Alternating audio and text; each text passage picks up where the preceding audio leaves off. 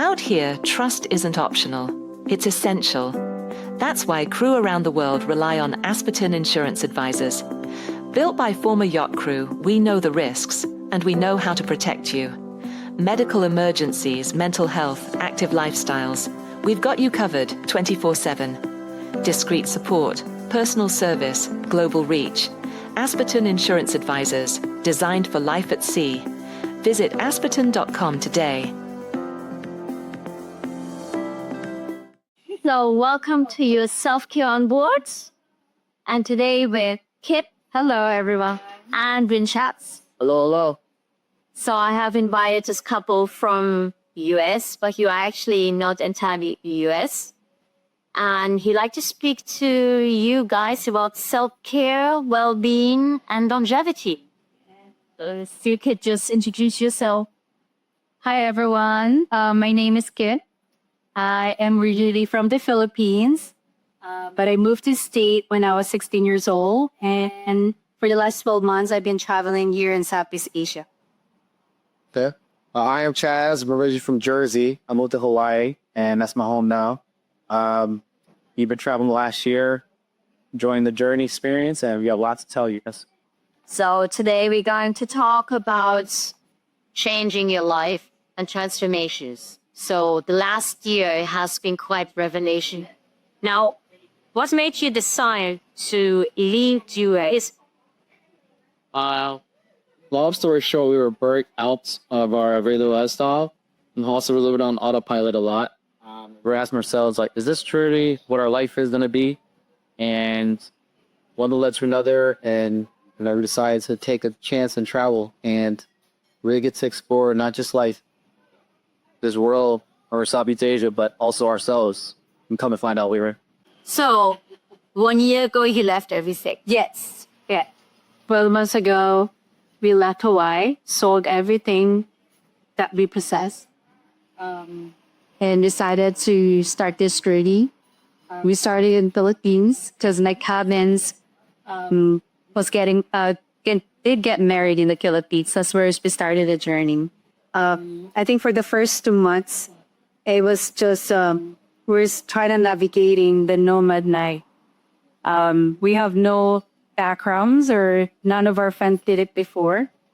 This is Chazz's idea in the beginning. Well, she was totally for it. No, she was. I wasn't for it in the beginning. I have a lot of questions and just doubt, because I think being born in the Philippines, I already live in the Asia life, and even though I was young, I still kind of a lot of questions. My mom brought me here in the States, and now you're taking me back to the Asia. So it was kind of a lot of questions and doubt. But 12 months later, we're still here in Kapangan currently, and never regret any of it.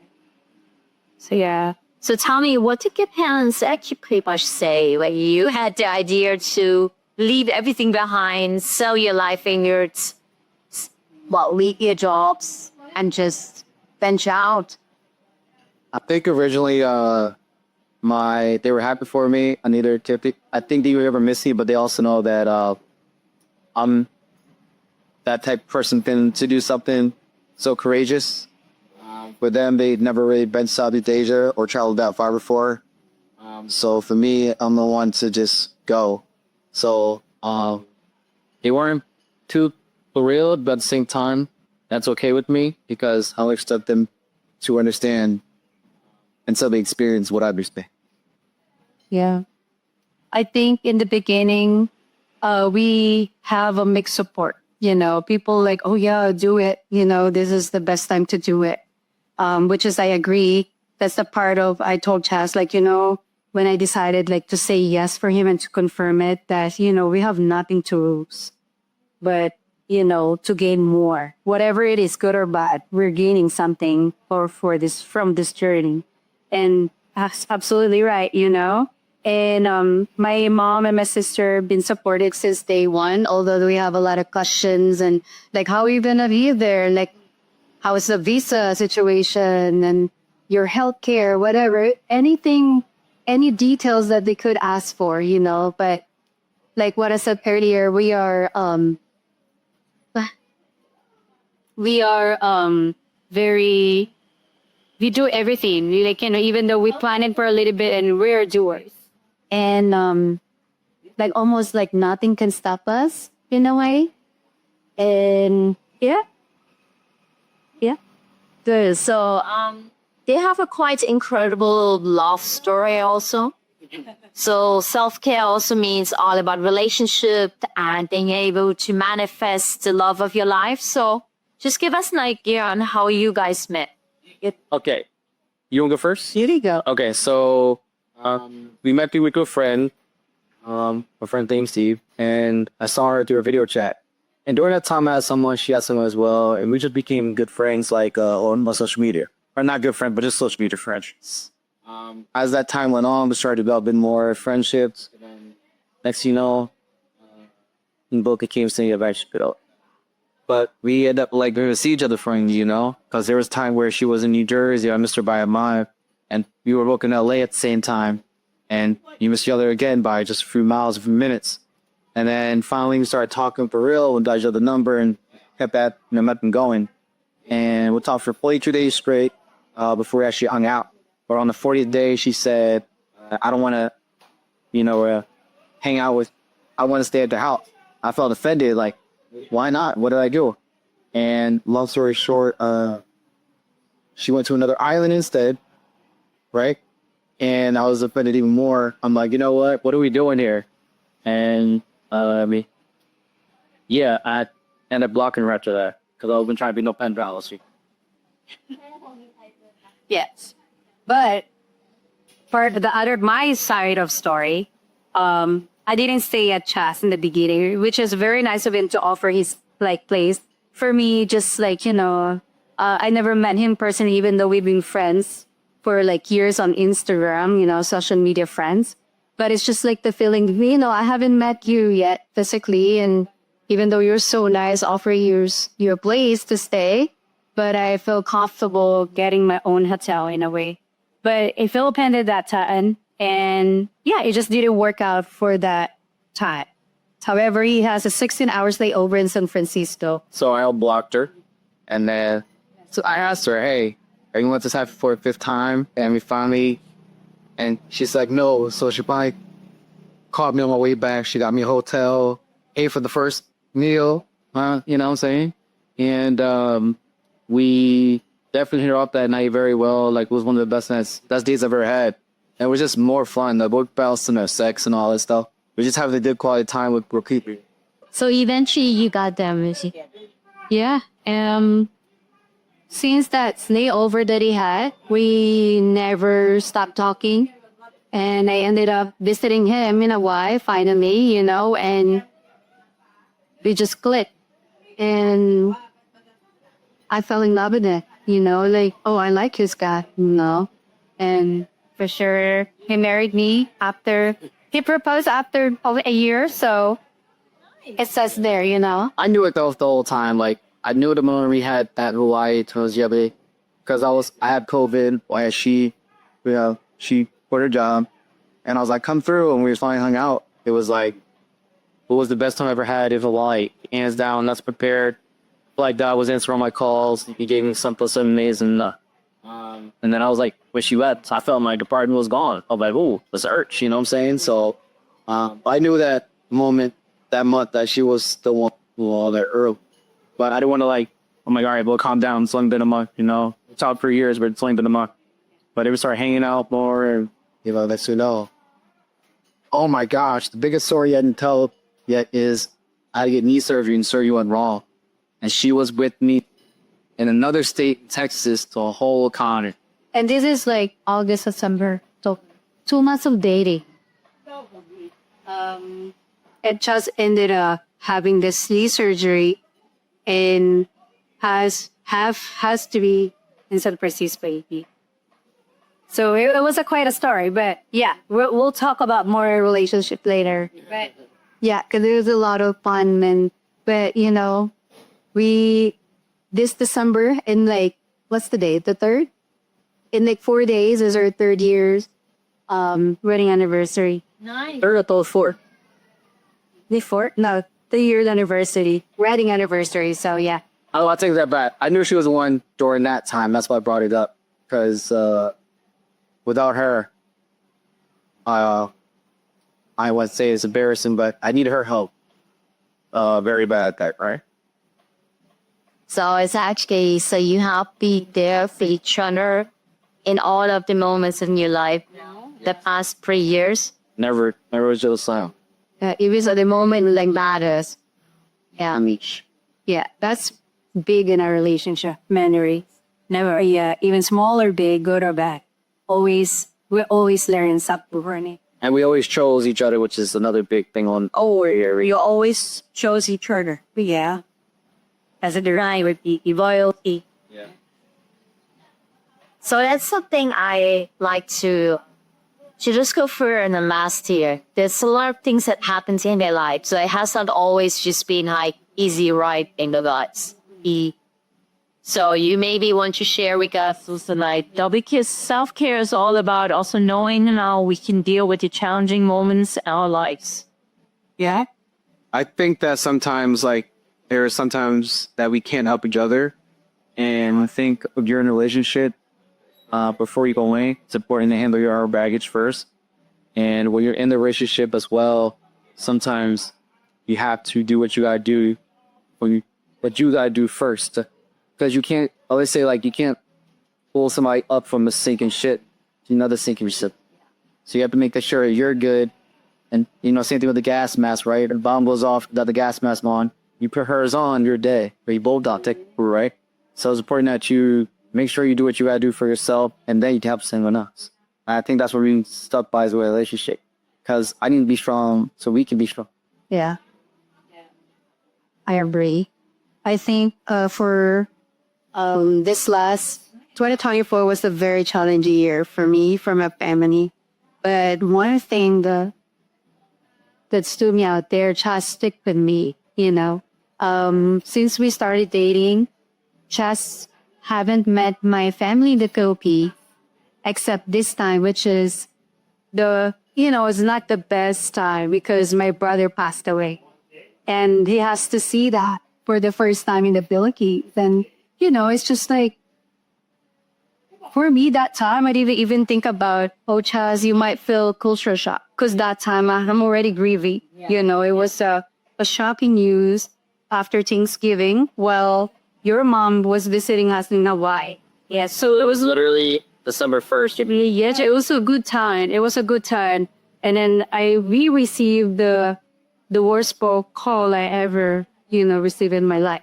And then didn't expect it. I'm still full shock. I still remember the feeling until today. But that's one of the biggest loss that I never experienced in my life. I never thought of an experience in my life. But it teaches me so much,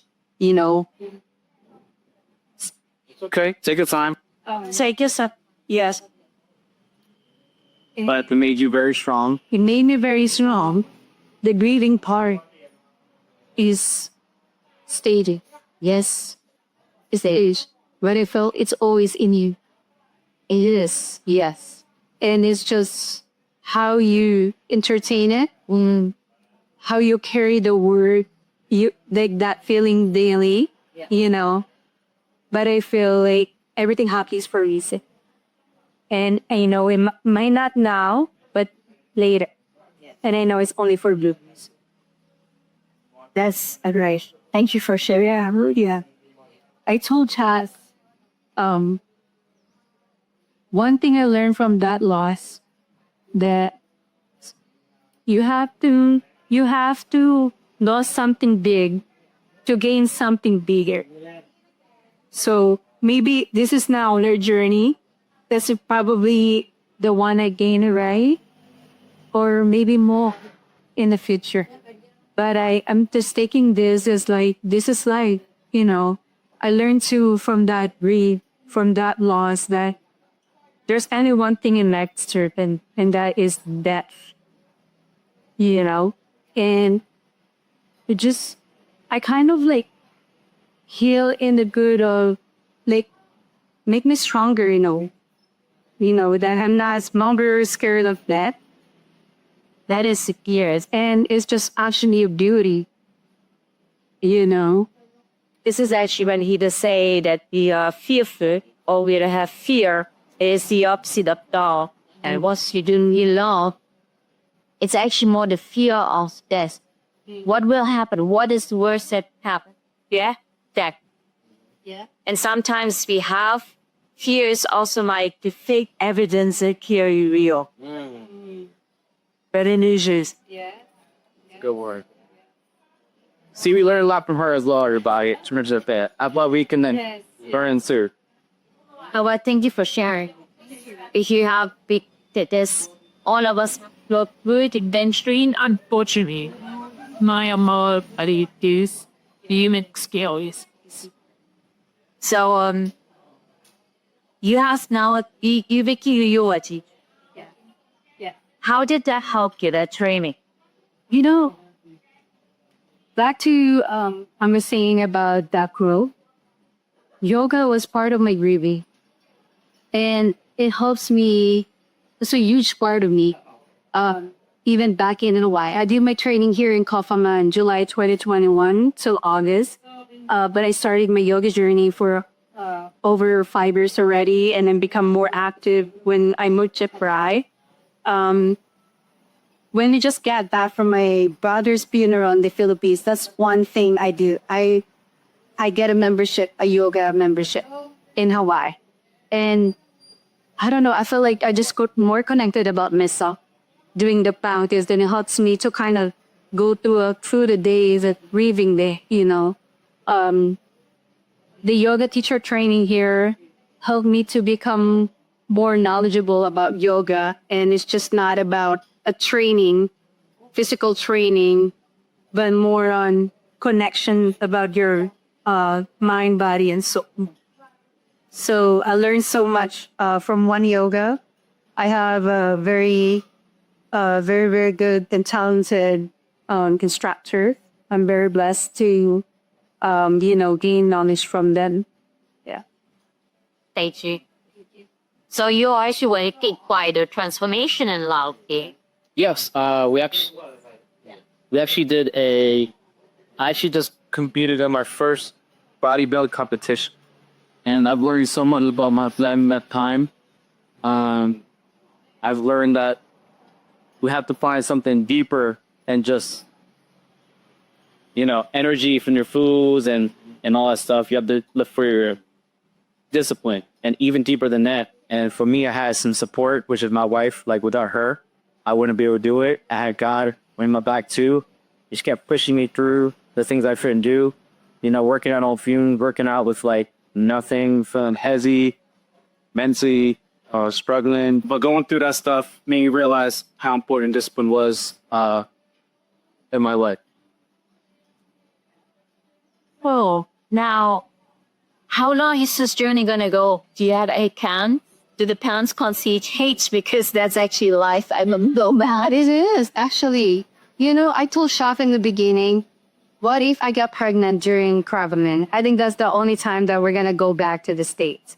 And throughout this journey, I said, Chazz, we met so much people, including parents, and traveling with their kids and living actually in different countries. It's their baby. And I said, it's not that bad. I think if I can do it, and I said, completely, yeah. It's just additional of and to be honest with you, we don't know when this story is going to end. As long as we are, the universe and God giving us this opportunity, we'll take it. Yeah, even if the journey ends, another one will begin. So it's never going anywhere. Yes. And so let's talk about any takeaways you have to give to the audience. So we're talking about mainly yacht crew living on board of boats and working on boats, already kind of traveling a lot.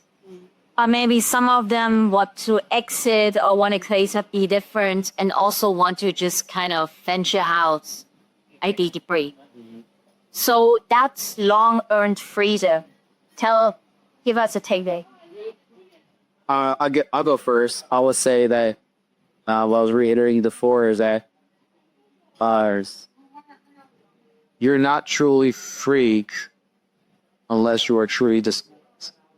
And the highest form of self-love is this. So you can go everywhere around the world, but if you're stuck, if you're caught up in something, you're not disciplined, get out of it. You just be calm to the next thing, and it forever repeat your loop, your cycle, and you'll never grow. You'll just stay living in your own world in different locations. So it's important that you grow with inside yourself and make sure you keep your discipline to yourself as well, because that means you truly love yourself. Love it. Yeah. Oh, you have anything to add? Yeah, I think when the opportunity, when people see opportunity, let's say just like having, like wanted to try this kind of lifestyle, it's not about like freeing yourself, or running away from the normal life you call, just grab that opportunity. You have nothing to lose. I told Chazz, not everybody who's traveling like us is just called infinite. I think this is a gift, and we are chosen because, people, this is not a vacation. This is not like a tourist. So we're not touring. And this is like almost part of our journey, like life, self journey. I think there's, just take that opportunity because you have nothing to use and just grab it because you're just not going to lose anything but your days.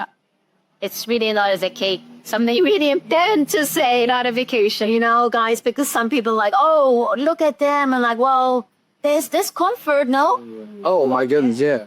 You got a lot of growing pains through this travel. Yeah. And we still have to go through with the national. Yeah. And Travel's not cheap, y'all. I don't know what y'all saying. It's not cheap. yeah. Every time y'all see somebody doing something big in middle class, we struggling, all right? Yes. But then also for us to kind of stay where we were and be like the middle class, it's also a different struggle. Is you have the choice. You have the choice. What are you going to do? Yeah. Yes. Very tricky. Yeah. Yeah, well, thank you so much, guys. Thank you. But I want to ask you something. Yes. Thank you first of all, thank you for having this time because not only like, it's just not for content, but we are learning something from this conversation, But also, I want to hear if you can give us an advice for a person that you are right now and what you learn on your own journey. There's a life, it's a transformations or a growth that you can share for me. I think you guys are doing already something that we can learn from. Because having been divorced 2 times, I was divorced a couple of times. Yeah. What I love about you guys, you understand, take care of your baggage first. Before you take care of yourself, before you bring someone else along. Do not drag them down. Sure, that's a big fix. Number one. And I tell you, I can tell from my own experience that we did not do that. It put me just the last 15 years to up on that. You guys are in your 30s. Having someone to support you when you go through severe PTSD, this is severe PTSD. And you guys, you tell me like, oh, I'm not traumatized. All of us have trauma. And it doesn't need to be for us to be in war. Not at all. It can just be crying and your mom does not pick you up. It can be anything has, yeah. And that you guys were there for each other is a big deal. Like for me personally, integrity, loyalty is a big, absolutely, and now That's one of the military trademarks, right? that's me. Yes, I did your team. Military guy, by the way, guy. Yeah. My vet. Shout out to my vets out there. And that's another thing. You have seen stuff. You are exiting the day.